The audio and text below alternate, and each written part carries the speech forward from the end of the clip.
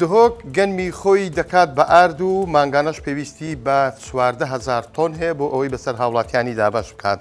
لە هەولێر دوو جۆرە دارستان دروست ئەکرێت. پارێزگار ئەڵێ دارستانێکیان نەبیندراوە. بزانین ئەو دارستانە نەبیندراوە چییە؟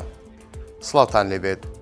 مریشی زیندوو لە بازاڕەکانی هەرێمی کوردستان هەرزان بووە. بۆ هەر کیلۆیەک نزیکەی 1000 دینار هاتۆتە خوارێ. واتە کیلۆی لە 3500 دینارەوە بۆتە 2150 دینار. جا هەر بابایە و ئەچێت مریشک ئەکڕێت. بەڵام نازانن هەرزان بوونەکەی زەرێکە و لە ژیرفانی خاوەن چێڵگەکانی پەلەوەری دێتە دەرەوە. ئەمە قسەی نازم عەبدوڵڵا سەرۆکی کۆمەڵەی چێلگە پەلەوەریەکانە و بۆ 1964 ڕوونی کردەوە کە خەرجی و مەسرەفی مریشک گەورەکردن لە چێڵگەکان زیاترە لەو نرخەی کە پێی ئەفرۆشن کەواتە هاوڵاتی قازانج ئەکات و خودانی چێڵگەکانیش زەرەرمەند ئەبن. نازم گلەی لە حکوومەت هەبوو کە تاکو ئێستا نەیتوانیوە بازاڕێکی باش بۆ مریشی هەرێمی کوردستان دروست بکات و پلانێکیشی نییە بۆ ئەوەی لە کاتی بەرزی و نزمبوونەوەی نرخ کارێک بکات هەم هاوڵاتی بە هەرزان بیکڕن هەمیش خاوەن چێڵگەکان زەرەرمەند نەبن.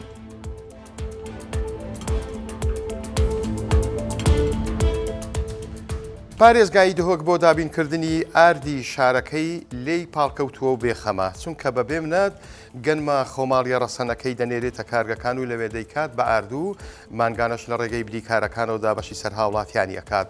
1964 شتێکی زانی بوو کە تەنیا گەنمی جوتیارانی سنووری ناحیەی ڕۆڤیا بکرێت بە ئارد. بەڵام کاتێک پەیوەندیمان بە ئامر مەزید زەنگەنە بەڕێوەبەری سایلۆکە کرد بۆی باس کردین کە لە سایلۆکانی زاخۆ فایدە و شێخان دهۆک سوودا گەنمەکەی وەردەگرێت کە مانگانە پێویستی بە 14,000 تۆنە بۆ ئەوەی پێویستی ناوخۆی هاوڵاتیانی پڕ بکاتەوە.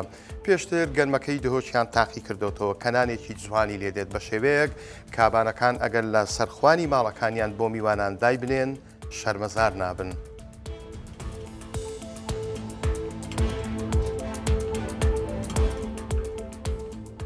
ماوەی چەند ساڵێکە لە هەولێر بازباسی پشتێنەی سەوزایی ئەکرێت کە پشتێنەکە وەکو کەمەربەندێک بە هەزاران دار و درەختی جۆرا-جۆر بە چواردەوری هەولێری پایتەختدا دەسوڕێتەوە و هاوڵاتیانیش تەمەنا ئەکەن پشتێنەکە زوو تەواو بکرێت بۆ ئەوەی هەناسەدانە ئاساییەکەی جارانیان بۆ بگەڕێتەوە. لە باسکردنی ئەمجارەی پشتێنەی سەوز ومێت خۆشنا و پارێزگاری هەولێر دەڵێت حکومەت لە هەولێر دوو دارستانی استراتیژی بنیاتەنێ. یەکێکیان دارستانێکە بیندراوە دووهەمیشیان نەبیندراوە. بیندراوەکە دروستکردنی سیەکی سەوزی بەرجەستە لە ڕێگەی پشتێنەی سەوزی هەولێرەوەیە دووهەمیشیان بنیاتنانی دارستانێکی نەبیندراوە لە ڕێگەی لە ناوبردننی گەورەترین سەرچاوی پیسبوونی هەوا کە ئەویش نەهێشتنی مۆلیدەکانە لە چوارچێوەی پرۆژەی ڕووناچی دەشڵێت ئەم دوو پرۆژەیە هێزی 31 ملیۆن داریان هەیە بۆ هەولێری پایتەخت.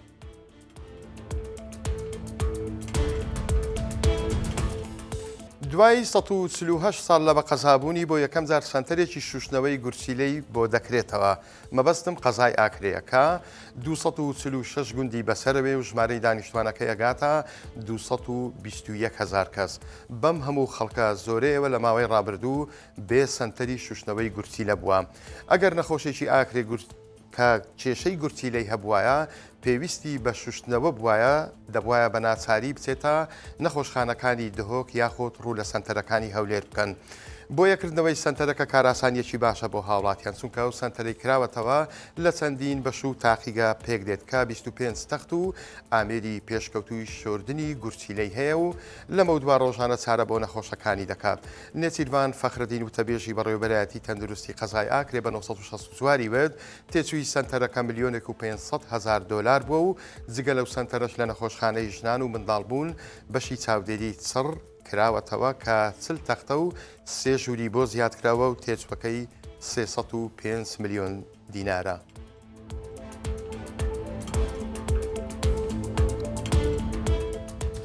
ڕێگەی هامڵتۆن کە هەولێر بە ئیدارەی سربەخۆی سۆران یاخود خاڵی سنووری حاجی عومەران ئەبەستێتەوە هەمیشە کێشە و گرفتی هەبووە. دوایین کێشەکە هەیەی لەو ئاوێنانەیە کە لەسەر پێچەکاندا ئەندرێت.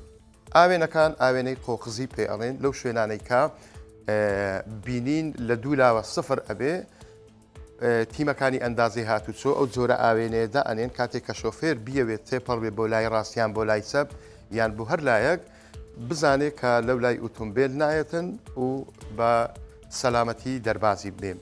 لە سنووری ئیدارەی سربەخۆی سۆران بە تایبەتیش لەو ڕێگای کە هامڵتۆنی پێێرێن لە سۆرانەوە تا ئاگاتە حاجیۆمەران نزیکەی 15 ئەو ئاوێنەیە قۆقزیانە هەیە کە چەند لایەک دەرئەخاتن. ئەو ئاوێنەیە وەکو ئەوەیە کە دوو چاوی دیکە بۆ شۆفێرەکان زیاد بێ. بەشێک لەو ئاوێنانە شکاون بەشێکیان تەڵق بووینە.